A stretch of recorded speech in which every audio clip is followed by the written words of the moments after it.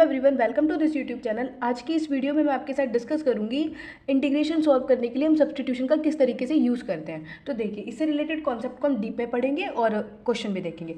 Integration by substitution में हमारे पास क्या होगा, सपोज कर लीजिए कि आपको कोई भी एक फंक्शन दे रखा है f(x), उसका इंटीग्रेशन करने के लिए आपको दे दे।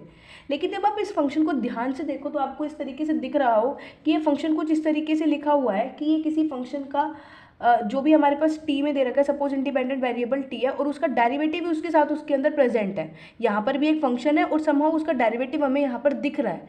तो हम उस तरीके के क्वेश्चंस को सब्स्टिट्यूशन से सॉल्व कर सकते हैं। अब इसका कैसे हम सोच सकते हैं भाई, किस तरीके के क्वेश्चन हो। जैसे सपोज कीजिए मैं आपको इंटीग्रेशन करने के लिए दे देती हूँ x⁻³ अपॉन में 1 प्लस में x⁻8 dx का।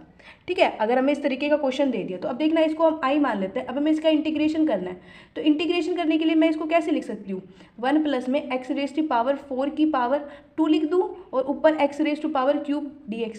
अगर हम यहाँ पे ध्यान से देखें तो अगर हम x की पावर 4 को t पुट कर दे तो मुझे दिख रहा है कि उसका डिफरेंशिएशन ऊपर प्रेजेंट है। मतलब अगर मैं यहाँ पे पुट करती हूँ, पुट x की पावर 4 को t, तो हमारे पास क्या बन जाएगा, 4x³ dx is equal to dt। और ये हमारे पास क्या बनेगा, x³ dx is equal to dt upon में 4। हमारे पास इसकी वैल्यू आ गई। जब हम सब्स्टिट्यूट करते हैं तो बेसिकली सब्स्टिट्यूशन करने के बाद हमारा फंक्शन एक वेरिएबल से दूसरे वेरिएबल में चेंज हो जाएगा।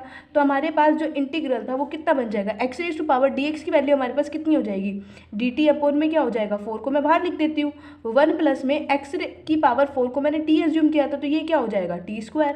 और हम सभी जानते हैं कि 1 अपॉन में 1 प्लस में t² का इंटीग्रेशन क्या होता है, बेसिकली tan इनवर्स t, और प्लस में c क्या लगेगा, कांस्टेंट ऑफ इंटीग्रेशन। लेकिन अगर हमने अपना आंसर t में छोड़ दिया तो हमारा क्वेश्चन गलत हो जाएगा। तो हमने जो t को माना है, t को हमने क्या माना था, x⁻4। हमारा कंप्लीट आंसर क्या बन जाएगा, 1/4 tan इनवर्स x की पावर 4 प्लस में c। अगर आपको मेरी वीडियो अच्छी लगी हो तो मेरे चैनल को सब्सक्राइब करें, वीडियो को लाइक करें। Thank you.